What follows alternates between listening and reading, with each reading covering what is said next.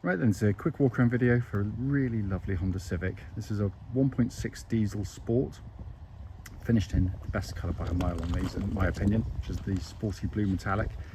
It's offset with the smoke glass on the back, black alloys, black trims. Just looks lovely on the car.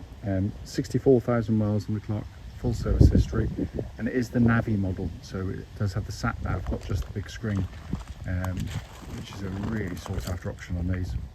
Going around the car, lovely facelift from the front on these cars on this age. Lights, lenses clear, intact. There's no cracks or condensation there. Bonnet very clean. I'm going to scuttle around. It's showery today. I can feel the spots coming down already, but it's very clean. Alloys nice. Panel works lovely down this near side. Rear alloy again really nice. Looking around the back. So you've got that lovely smoke glass on the back, rear diffuse at the bottom. It's just all very subtle but looks lovely on the car. All very clean around the back there. Same with the offside. Beautifully smooth in the panel work. So I apologise if it's going to be a bit quicker than normal, but it's one of those four season days today. Merest sight of a cloud and the rain comes down.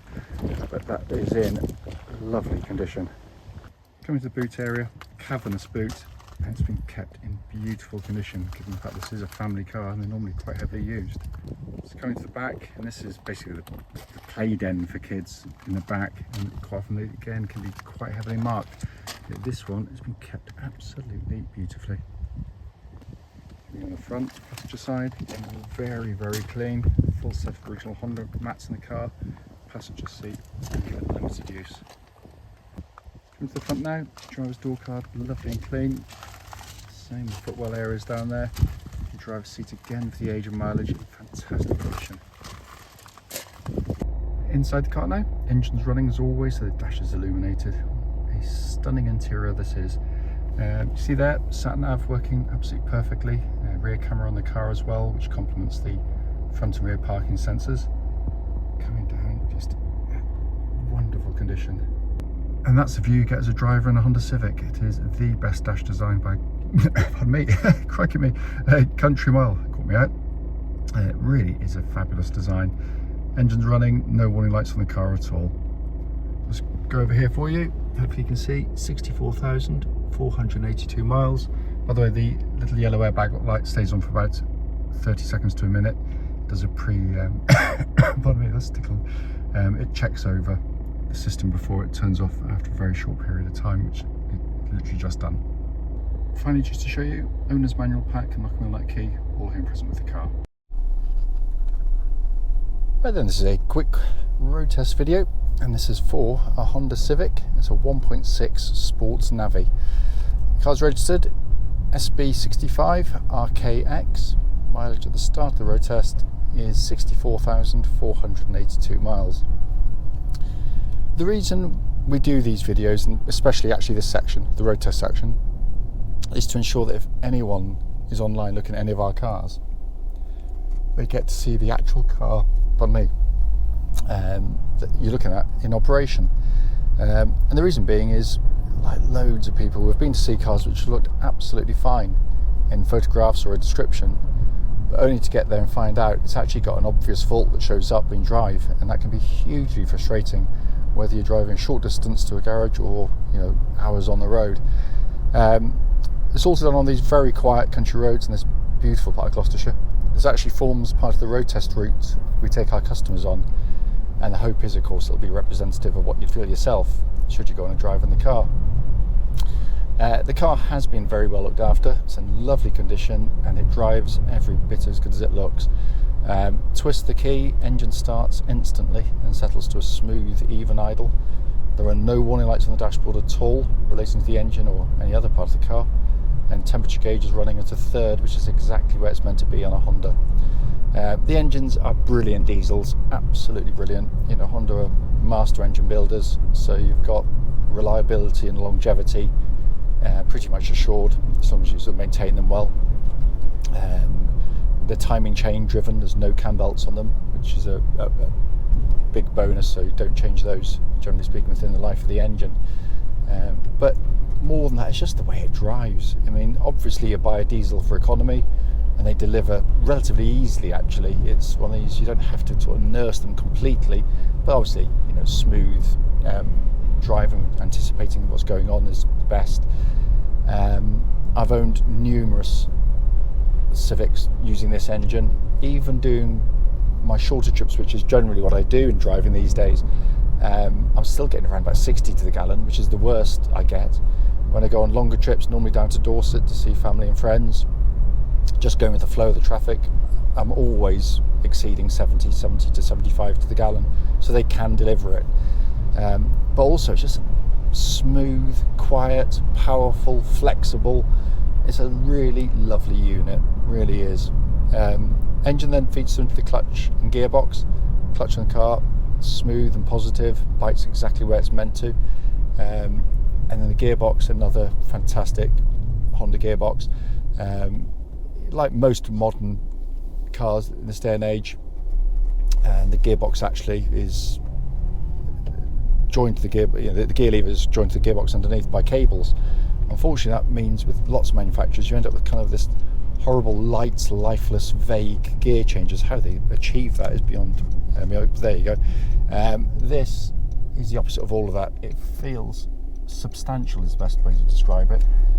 It's got a lovely selection, it's positive, it's enjoyable to use. That's the best way to describe it. It's not one of those where you just have to change gear.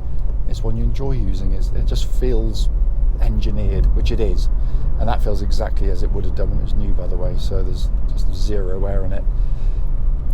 And then we come on to what I've always maintained is the best part of the Civic, the chassis. It's just brilliant. It starts with a steering, which is nicely weighted. It's not overlight, which I hate on modern cars. It's electric power steering, which they pretty much all are these days. It's got lots of advantages. A lot of the disadvantages are it can be very kind of artificial and, you know, disconnected in some ways. This doesn't. It feels wonderfully direct, it's quick, it's precise, it's accurate, but the weighting is lovely. Also tracks dead straight. There's no vibrations at this speed, or any speed actually up to the legal limit, but it works beautifully with the chassis, because the chassis, this is ultimately still a family car, so it's got to get you and your family from A to B nice and comfortably, and it does a brilliant job at that. The ride is very comfortable. Damping is absolutely superb on the car, but what it does also allow for is those that enjoy their driving to enjoy the car. Direction changes, all sorts of corners, challenging roads, it eats them up. It is a brilliant chassis, which, you know, genuinely, and cliched as it is, does put a smile on your face. It's one of the rare ones that can achieve that. Incidentally, absolutely no clonks, rattles, anything from underneath the vehicle. So all in very, very fine order. The brakes on the car are fantastic, really powerful brake pedal, well modulated, but also it's there's no pulsing or vibrations coming back through the brake pedals, so all in very, very good order. Worth pointing out, it's going to be heading off for an MOT, which is done independently of us, so all these things are going to be checked anyway. Then finally coming inside, you know, first and foremost, a video can never get across build quality, and I've always, I tend to sort of labour the point, I know, but these are brilliantly put together cars. There's no squeaks, no rattles from the interior, lovely use of materials inside as well, because what frustrates me and always has done is when you know, watch road tests on cars on YouTube or wherever, they assess build quality there and then, you know, which is kind of, I guess, what is all they can do, but they seem to never revisit those cars in 10 years time to see actually how are they holding up. These hold up brilliantly well with just, you know, care, you know. Yet some of the cars lauded as being the best built, you know, paint rubs off the switch gear, things fall off, they can become rattly with age. Not this. It's to say it's just beautifully bolted together. The next part is subjective, because, and I know that, I just adore this dash design, not only because of the way it looks in my eyes at least, but also because it how it functions, because it's not just for show. I also maintain that, you know, if a design polarizes opinion, which this clearly does, I think that's good design. You know, at least you've got an opinion on it, rather than just the usual bland affair template dashboards, I call them, where, you know, you squint and you could be in any car really. There's no imagination at all. But what is unarguable is this works brilliantly well.